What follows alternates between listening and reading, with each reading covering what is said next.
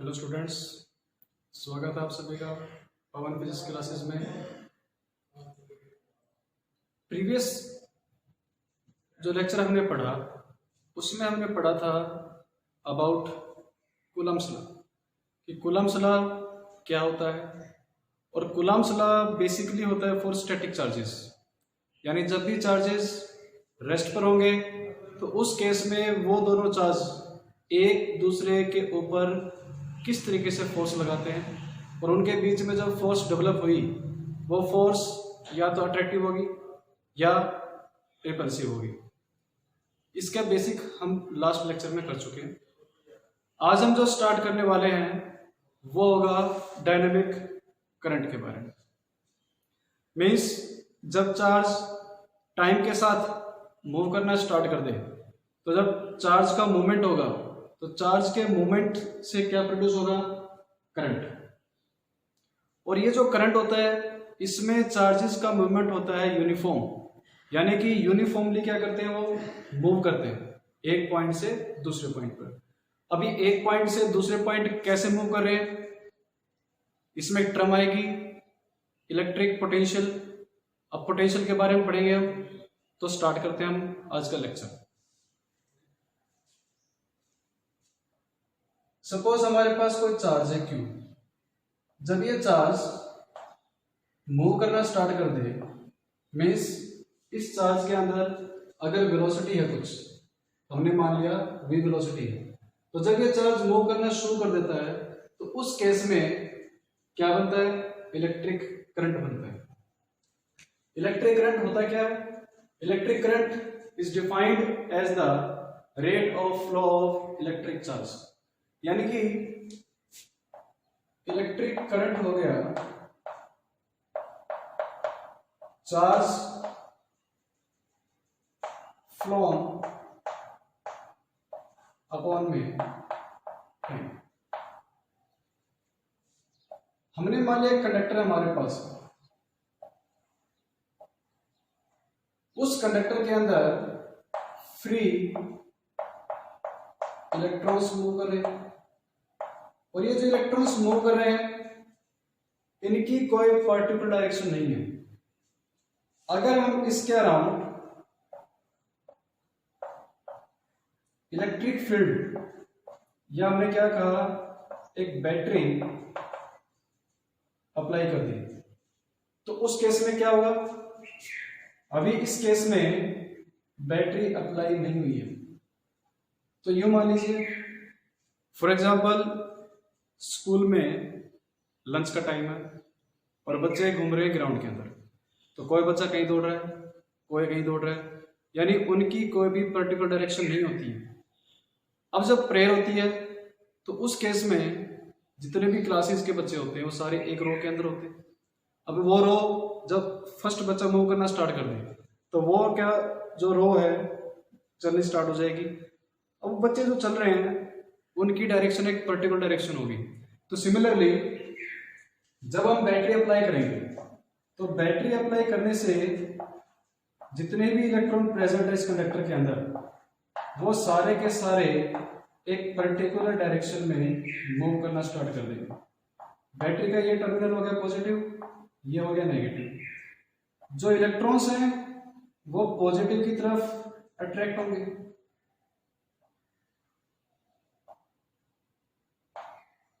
ये डायरेक्शन होगी।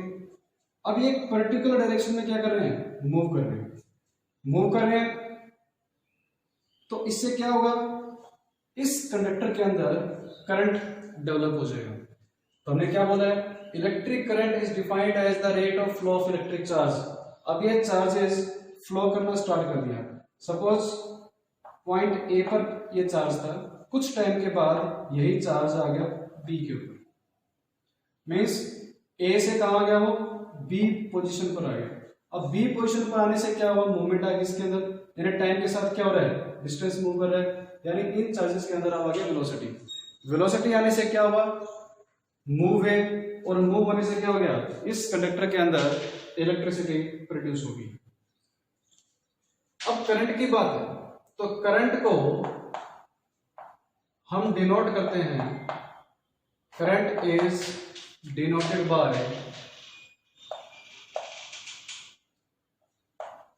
I. I is equal to Q upon में T। इसकी यूनिट की बात करें हम तो चार्ज यूनिट क्या होती है कूलम, और टाइम यूनिट क्या होती है सेकंड। तो यहां से हमारे पास है कूलम पर सेकंड, इसको बोला जाएगा ampere. Ampere is the unit of current. अगर इंस्टेंटेनियस की बात करूं, इंस्टेंटेनियस करंट की बात होगी तो उसमें क्या हो गया dq अपॉन में dt, यानी किस टाइम पर कितना चार्ज फ्लो है वो कहलाएगा इंस्टेंटेनियस। और आई एवरेज की बात करें हम तो आई एवरेज होता है dq अपॉन में dt। डेल का मतलब ये जो हमने साइन लिखा है इसको बोलते हैं डेल। डेल मीन्स चेंज, कितना चेंज आया चार्ज के अंदर। तो यहां हमारे पास है करंट की वैल्यू, करंट होता है Q अपॉन में T, दिस इज करंट। अगर 1 कूलम 1 सेकंड के अंदर, तो वहां से हमें मिलेगा 1 एम्पियर। तो 1 एम्पियर किसके इक्वल हो गया 1 एम्पियर, इसका मतलब क्या हुआ 1 कूलम चार्ज 1 सेकंड में जो फ्लो हो रहा है तो वो कहलाएगा 1 एम्पियर। अब इन चार्जेस का मूवमेंट कैसा है उससे पहले हम बात करेंगे इसके अंदर डायरेक्शन ऑफ करंट की। इलेक्ट्रॉन्स मूव कर रहे हैं इधर, यानी ये डायरेक्शन हो गई इलेक्ट्रॉन्स की, direction of electron. Direction of electron. और जो पॉजिट्रॉन्स हैं या पॉजिटिव चार्ज पार्टिकल्स हैं वो जाएंगे इधर, पॉजिटिव आ गए इधर। हमने पढ़ा था कोई भी एटम है उस एटम के अंदर न्यूक्लियस होगा, न्यूक्लियस के अंदर प्रोटॉन होंगे और न्यूट्रॉन होंगे, प्रोटॉन प्लस न्यूट्रॉन, और इलेक्ट्रॉन्स रिवॉल्व करते हैं इधर। और यही इलेक्ट्रॉन्स क्या होते हैं रिस्पॉन्सिबल होते हैं फॉर प्रोटेक्शन ऑफ करंट। जब भी करंट प्रोड्यूस होगा तो ये इलेक्ट्रॉन्स रिस्पॉन्सिबल होंगे। प्रोटॉन्स फिक्स हैं, इनका मास ज्यादा होता है एज कंपेयर टू इलेक्ट्रॉन्स। तो यहां पर बाय कन्वेंशन जो करंट की डायरेक्शन होती है, डायरेक्शन ऑफ करंट, बहुत इंपॉर्टेंट है ये, डायरेक्शन ऑफ करंट। करंट की डायरेक्शन बाय कन्वेंशनल हम इलेक्ट्रॉन्स की मानते हैं, और जहां करंट की डायरेक्शन होगी उसके अपोजिट क्या होंगे इलेक्ट्रॉन्स मूव करेंगे। इलेक्ट्रॉन्स अगर मूव इस डायरेक्शन में कर रहे हैं तो करंट होगा इस तरीके से। करंट की डायरेक्शन वही होगी जहां पॉजिटिव चार्ज पार्टिकल्स मूव कर रहे हैं। तो डायरेक्शन ऑफ करंट क्या हो गया अलोंग पॉजिटिव चार्ज पार्टिकल्स। जहां पॉजिटिव चार्ज पार्टिकल्स मूव कर रहे हैं उधर क्या होगा डायरेक्शन ऑफ करंट। और जिस डायरेक्शन में इलेक्ट्रॉन्स मूव कर रहे हैं, सपोज ये हो गई इलेक्ट्रॉन्स की डायरेक्शन, इलेक्ट्रॉन मूव कर रहे हैं इधर, तो करंट की डायरेक्शन इसके अपोजिट हो जाएगी, करंट हो जाएगा इस डायरेक्शन में आई, ये करंट की डायरेक्शन होगी। तो इस बात को याद रखना है, इस बात को याद रखना है कि direction of current is always taken to the opposite to the direction of electrons। जिस डायरेक्शन में इलेक्ट्रॉन्स मूव कर रहे हैं उसके अपोजिट हो गया डायरेक्शन की करंट। नेक्स्ट इसमें टर्म आएगी पोटेंशियल, इलेक्ट्रिक पोटेंशियल, बहुत इंपॉर्टेंट है वो। इलेक्ट्रिक पोटेंशियल को हम डिफाइन कैसे करेंगे? Electric potential is defined as the amount of work done in bringing a unit positive charge from infinity to a particular point। Means suppose हमारे पास एक ये पॉजिटिव चार्ज और ये हमारे पास हो गया सोर्स चार्ज। सोर्स चार्ज का मतलब क्या है कि ये खुद के around electric field lines set कर रहे हैं, यानी इसके अराउंड क्या होगा, इलेक्ट्रिक फील्ड लाइंस प्रोड्यूस हो जाएंगी। और इलेक्ट्रिक फील्ड लाइंस अप्लीकेबल होती हैं फॉर इंफिनिटी। इंफिनिटी तक क्या होती हैं, अप्लीकेबल होती हैं। हमने क्या कहा, कोई भी चार्ज है, इसका नाम दे दिया हमने टेस्ट चार्ज। या कोई भी चार्ज हो गया हमारे पास, इस चार्ज को मैं मूव कराता हूं, ये पॉजिटिव और ये भी पॉजिटिव, तो ये चार्ज क्या करेगा, इसको रिपेल करेगा इस डायरेक्शन में। उससे पहले हमने क्या कहा कि सोर्स चार्ज खुद के अराउंड एक इलेक्ट्रिक फील्ड बना लेगा, और वो इलेक्ट्रिक फील्ड होती है F/Q। F हमने पढ़ा है, जो फोर्स आई थी electrostatic force, K Q1 Q2/R², उसको हमने डिवाइड कर दिया Q से, जिस चार्ज को हम लेके आ रहे हैं। तो इस चार्ज से ये कैंसिल आउट हो गया, तो यहां से इलेक्ट्रिक फील्ड आती है KQ/R²। इसका मतलब क्या हो गया, जितनी ज्यादा डिस्टेंस होगी उतनी ही इलेक्ट्रिक फील्ड कमजोर होती जाएगी, यानी जितना इसका डिस्टेंस बढ़ता जाएगा उतनी ही वीक इलेक्ट्रिक फील्ड लाइंस होती जाएंगी, उसकी स्ट्रेंथ कम होती जाएगी। इस चार्ज को मैं क्या कर रहा हूं, मूव करा रहा हूं।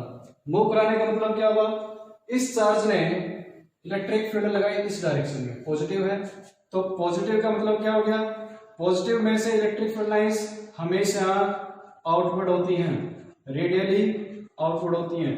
कोई भी चार्ज होगा, वहां से जो इलेक्ट्रिक फील्ड लाइंस निकलेगी वो आउटवर्ड होंगी, उनकी डायरेक्शन कैसे, बाहर की तरफ होगी। और कोई भी नेगेटिव चार्ज होगा, उसमें इलेक्ट्रिक फील्ड लाइंस इनवर्ड होंगी, अंदर की तरफ आएंगी। तो ये पॉजिटिव इलेक्ट्रिक फील्ड लाइंस बाहर की तरफ जा रही है, तो ये क्या लग रही है, इलेक्ट्रोस्टैटिक फोर्स। और इस चार्ज के ऊपर हमने क्या किया, एक्सटर्नल फोर्स लगाई। इसको मूव कराने का मतलब क्या है, सपोज हमारे पास ये डस्टर है, इस डस्टर को मैं इस पॉइंट से यहां लाना चाहता हूं, तो मुझे क्या करना पड़ेगा, एक्सटर्नल फोर्स लगानी पड़ेगी। इस तरीके से अगर एक्सटर्नल फोर्स लगा रहा हूं तो वो एक्सटर्नल फोर्स F एक्सटर्नल, ये एक्सटर्नल फोर्स इधर है, और इलेक्ट्रोस्टैटिक फोर्स कैसी है, इस डायरेक्शन में। तो मुझे क्या करना पड़ेगा, इस फोर्स के अगेंस्ट मुझे कुछ ना कुछ काम करना पड़ेगा। तो डेफिनेशन क्या कहती है इलेक्ट्रिक पोटेंशियल की, इलेक्ट्रिक पोटेंशियल, इलेक्ट्रिक पोटेंशियल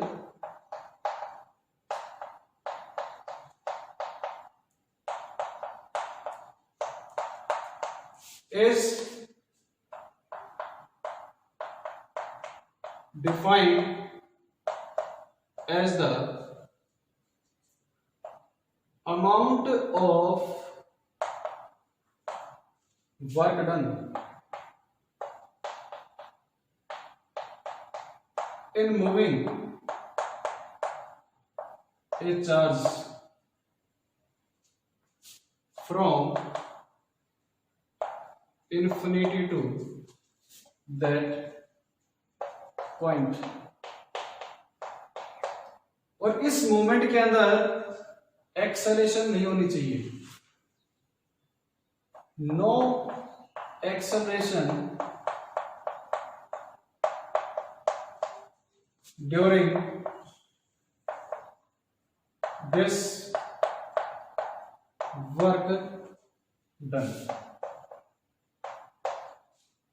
जब इस चार्ज को मैं मूव करा रहा हूं, मुझे क्या करना पड़ रहा है, फोर्स लगानी पड़ रही है। फोर्स लगी तो क्या हो गया, डिस्प्लेसमेंट आएगा, और वर्क होता है फोर्स इनटू डिस्प्लेसमेंट, F.S हमने पढ़ा है 9th क्लास में पढ़ के आए।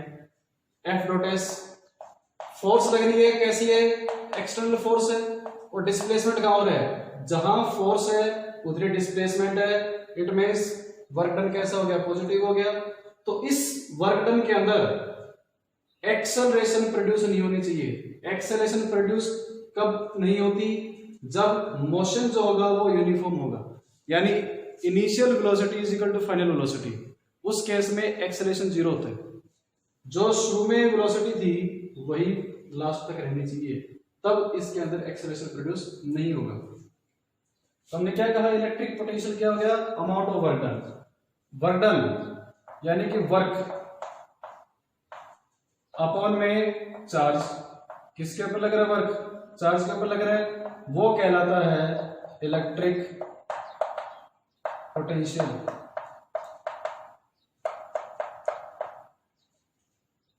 वर्क, इसका मतलब वर्क की यूनिट क्या होती है, जूल होती है, और एनर्जी इस यूनिट में क्या होती है, जूल होती है।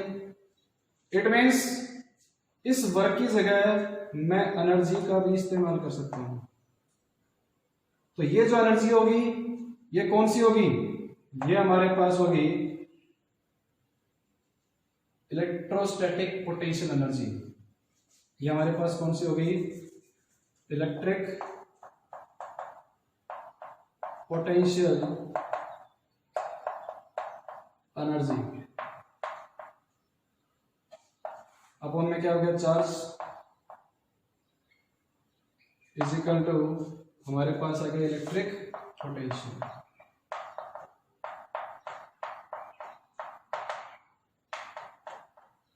ये इसको नोट करिए, आगे बढ़ो।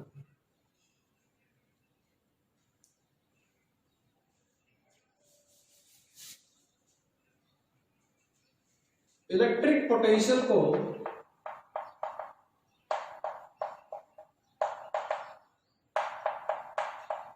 हम डिनोट करते हैं V से, और इसकी जो यूनिट होती है, यूनिट होती है इसकी वोल्ट, यानी एनर्जी यूनिट क्या होती है, जूल, अपॉन में coulomb is equal to V, यानी जूल पर coulomb is equal to volt. ये हमारे पास यूनिट आ गई इलेक्ट्रिक पोटेंशियल की। इसमें बहुत अच्छी टर्म आती है, इलेक्ट्रिक पोटेंशियल डिफरेंस, यानी कि पोटेंशियल डिफरेंस क्या होता है। तो पोटेंशियल डिफरेंस, इलेक्ट्रिक पोटेंशियल क्या हो गया, amount of work done in moving a charge from infinity to that point. Next जो टर्म हमारे पास है वो है potential, electric potential difference, electric potential difference. तो इलेक्ट्रिक पोटेंशियल डिफरेंस हो गया सोर्स चार्ज ने खुद के अराउंड इलेक्ट्रिक फील्ड सेटअप कर ली, और ये इलेक्ट्रिक फील्ड की जो रेंज होती है अप टू इंफिनिटी होती है। इस तरीके से जब हम चार्ज को, हमने पोजीशन मान ली इसकी ए से, जब इस चार्ज को मूव करके मैं बी के ऊपर लेके आ रहा हूं, तो ध्यान से देखिए, यहां से ये डिस्टेंस कितना हो गया, r1 हो गया, हमने मान लिया, और यहां से इस b का जो डिस्टेंस है वो कितना हो गया, r2 हो गया।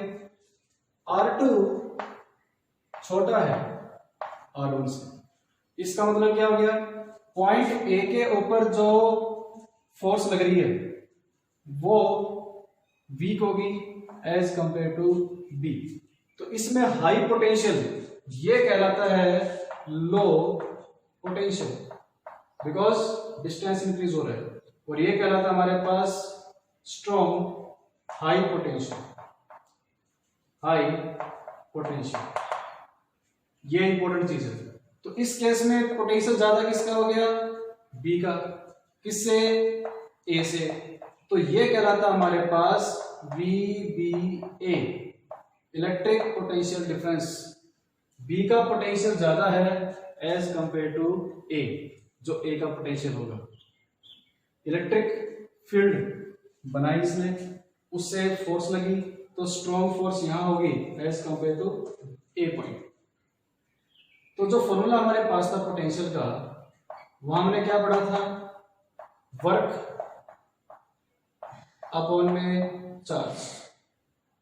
तो उस पोटेंशियल में वी बी ए, इसको लिख सकते हैं हम, जो वर्क लगा किसके ऊपर, बी पर, minus work on A upon में क्यू। यहां से हमारे पास क्या आ जाएगा, इलेक्ट्रिक पोटेंशियल डिफरेंस। इसको नोट करिए, आगे करते हैं। इससे पहले एक टर्म पढ़ी हमने, इलेक्ट्रिक करंट। इलेक्ट्रिक करंट कब होता है, चार्जेस जब एक पॉइंट से दूसरे पॉइंट पर मूव करते हैं, उस केस में करंट प्रोड्यूस होता है। अब चार्जेस मूव कैसे करेंगे, अब फॉर एग्जांपल वाटर फ्लो है, पानी जो बहता है वो हमेशा हाई से लो की तरफ फ्लो होता है। सिमिलरली जो चार्जेस होते हैं, चार्जेस हमेशा हाई पोटेंशियल से लो की तरफ मूव करते हैं। तो डायग्राम में हमने देखा कि बी का पोटेंशियल ज्यादा है, तो चार्ज हमेशा हाई पोटेंशियल से लो की तरफ मूव करेगा। जो हमने बैटरी लगाई थी कंडक्टर के अलोंग, हमने क्या किया, बैटरी को लगाया, उस बैटरी ने क्या किया, एक पोटेंशियल डिफरेंस क्रिएट कर दिया। यानी बैटरी हमने लगाई थी इस कंडक्टर के अंदर, उससे पहले तो क्या था, इसमें जितने भी इलेक्ट्रॉन्स थे वो रेंडमली मूव कर रहे थे, यानी उनकी कोई डायरेक्शन नहीं थी। बट जैसे हमने बैटरी लगाई, उस केस में क्या हुआ, इन इलेक्ट्रॉन्स ने एक पर्टिकुलर डायरेक्शन में मूव करना शुरू कर दिया। अब ये जो मूव कर रहे हैं पर्टिकुलर डायरेक्शन में, वो क्यों हुआ ऐसा पॉसिबल, हमने यहां पर लगा दी बैटरी। बैटरी का काम क्या है, बैटरी का काम है पोटेंशियल डिफरेंस क्रिएट करना। हाई पोटेंशियल को मैं डिनोट करता हूं पॉजिटिव साइन से, और लो पोटेंशियल को डिनोट करता हूं मैं नेगेटिव साइन से। अब कोई सेल होता है हमारे पास, घड़ी का सेल हो गया, अब उस सेल में एक टर्मिनल पॉजिटिव होता है और एक नेगेटिव होता है। तो पॉजिटिव मींस हाई पोटेंशियल। अब सर्किट जब कंप्लीट होता है तो करंट क्या होता है, जो इलेक्ट्रॉन्स है वो हाई पोटेंशियल से लो की तरफ जाते हैं, और ये पाथ कैसा हो गया, एक कंप्लीट पाथ हो गया। हम स्विच ऑन करते हैं तो फैन चलना शुरू हो जाता है। क्यों, हमने यहाँ पर जो ये जो स्विच हमारे पास है, ये क्या हो रहे हैं, इलेक्ट्रिक पोटेंशियल डिफरेंस क्रिएट कर रहे हैं। घरों में लाइट आती है, घर में लाइट आने का मतलब क्या हो गया, जो वायर्स हमने कनेक्ट कर रखे हैं ट्रांसफॉर्म से, या फिर हमने कहीं भी कनेक्शन कर रखा है, तो जो जहां से लाइट आती है वो क्या करते हैं, एक पोटेंशियल डिफरेंस क्रिएट करते हैं वहां पर। और पोटेंशियल डिफरेंस क्रिएट करने का मतलब क्या हो गया, वो जो कंडक्टर में लगा रखा है ना, तार लगा रखा है, तार का मतलब क्या, कंडक्टर, उसमें इलेक्ट्रॉन्स तो प्रेजेंट है ही, वो तो कहीं गए नहीं। अब वो क्या हो गया, डिफरेंस क्रिएट हुआ नहीं, तो वो रेंडमली मूव करना शुरू कर गए। अब जैसे ही जहां से लाइट आती है हमारे पास, पावर हाउस, जो पावर हाउसेज हैं, वो क्या करते हैं, वहां पर पोटेंशियल डिफरेंस क्रिएट करते हैं। और जैसे उन्होंने पोटेंशियल डिफरेंस क्रिएट किया, क्या बोलते हैं हम, लाइट आ गई, करंट आ गया। करंट आने का मतलब यही है कि पोटेंशियल डिफरेंस जब भी क्रिएट होगा, इलेक्ट्रॉन्स वहां पर मूव करेंगे, और उनका मूवमेंट किससे हो रहा है, due to electric potential difference. याद रखना इस बात। नेक्स्ट, इसमें हमारे पास कुछ सिंबल्स हैं, जो जब भी हम कोई सर्किट बनाएंगे, उस सर्किट के अंदर इन सिंबल्स का यूज होने वाला है। तो यूज करना बहुत जरूरी है। फॉर एग्जाम्पल, सबसे पहले हमारे पास आ गया यहां पर कनेक्टिंग वायर। तो कनेक्टिंग वायर को मैं इस तरीके से डिनोट करूंगा, दिस इज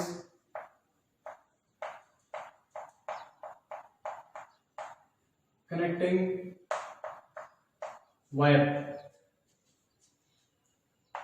और इसी वायर में अगर एक कनेक्शन यहां चला गया, एक कनेक्शन यहां आ गया, तो ये कहलाते हैं जॉइंट वायर। और ये सिंबल होता है हमारे पास रेजिस्टेंस का। रेजिस्टेंस, आगे टर्म आएगी। रेजिस्टेंस क्या करता है, जो भी करंट फ्लो है उसको अपोज करने का काम करता है। अब रोड के ऊपर ब्रेकर होते हैं, ब्रेकर क्या करते हैं, कोई भी व्हीकल वगैरह है उसकी स्पीड को कम करते हैं। तो सिमिलरली कंडक्टर के अंदर रेजिस्टेंसेस होते हैं, वो रेजिस्टेंस जो करंट का फ्लो है उसको डिक्रीज करते हैं। ये हमारे पास है वेरिएबल रेजिस्टर। वेरिएबल रेजिस्टर का मतलब क्या हो गया,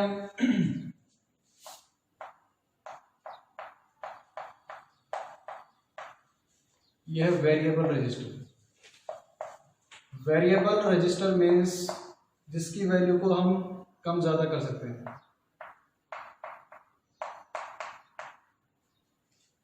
इसी तरीके से हमारे पास आता है रियोस्टेट, जो लैब होती है फिजिक्स लैब वहां देखने को मिल जाएगा। ये होता है रियोस्टेट। इसमें क्या करते हैं हम, रेजिस्टेंस की वैल्यू को कम ज्यादा करते हैं। ये कहलाता है ओपन स्विच, ओपन की। और इस तरीके से जो डायग्राम होगा वो कहलाएगा क्लोज्ड की।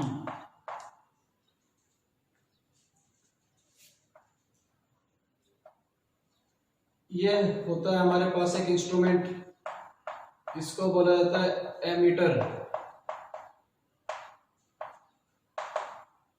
एमीटर का काम होता है कि कितने अमाउंट का करंट फ्लो हो रहा है, उस फ्लो को मेजर कौन करता है, एमीटर।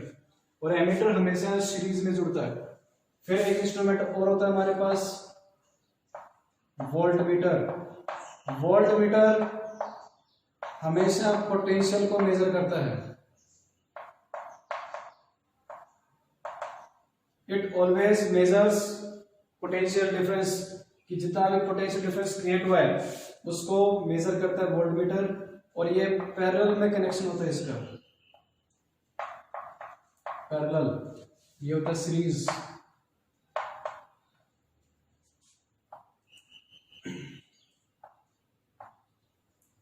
एक इंस्ट्रूमेंट और होता है हमारे पास, गैल्वेनोमीटर।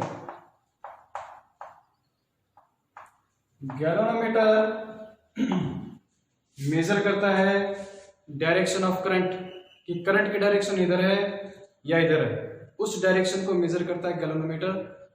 और साथ ही क्या नोट करता है इसमें, कि कितने अमाउंट का करंट फ्लो हो रहा है, 1 एम्पियर हो रहा है, 2 एम्पियर हो रहा है, 3 एम्पियर, उसका मेजरमेंट भी कौन करता है, गैल्वेनोमीटर। हम क्लास 12 में पढ़ेंगे कन्वर्जन, गैल्वेनोमीटर का एमीटर में और गैल्वेनोमीटर का वोल्टमीटर में कन्वर्जन किस तरीके से होता है वो हम पढ़ेंगे 12th क्लास के अंदर। ये होता है सेल, दिस इज सेल। और कॉम्बिनेशन ऑफ सेल्स कहलाते हैं बैटरी। जब सेल्स को हमने कंबाइन करना शुरू कर दिया तो वो सेल बैटरी में कन्वर्ट हो जाती है।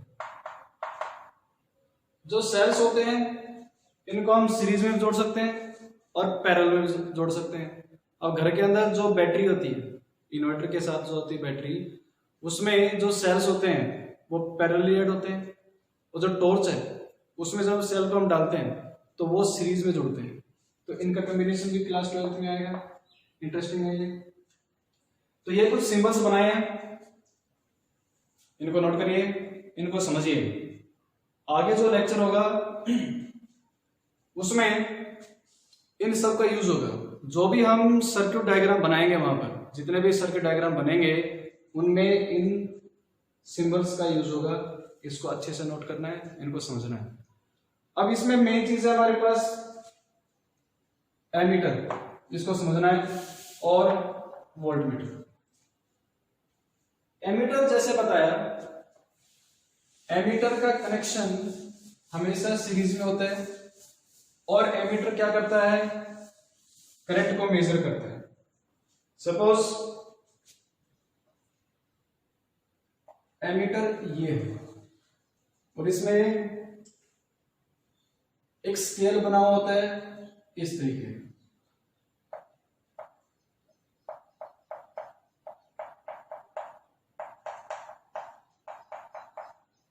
1 2 3 4 इस तरीके से स्केल बना होता है, उसको हम जोड़ते हैं कनेक्टिंग वायर से, और ये होगी निडल इसकी। निडल क्या शो करेगी कि कितने अमाउंट का करंट फ्लो है। सपोज हमारे पास एक सर्किट है, हमने इस तरीके से एक रजिस्टर को कनेक्ट कर रखा है, ये हो गया पॉजिटिव, ये हो गया नेगेटिव, ये रजिस्टर हो गया। एमीटर को कहा गया हमेशा सीरीज में जुड़ता है, तो ये कनेक्टिंग वायर्स है, तो यहां कहीं एमीटर ऐड होगा, यानी इस सर्किट के साथ सीरीज में हो रहा है। फिर आई बात वोल्टमीटर की, तो वोल्टमीटर के अंदर भी स्केल होता है और वो V से डिनोट होता है। यहाँ कहीं इसकी निडल होगी, यहाँ रीडिंग होगी इसकी 0 1 हो गया, 2 हो गया, 3 हो गया। और वोल्टमीटर हमेशा पैरेलल में कनेक्ट होता है। सपोज ये कोई सर्किट डायग्राम है,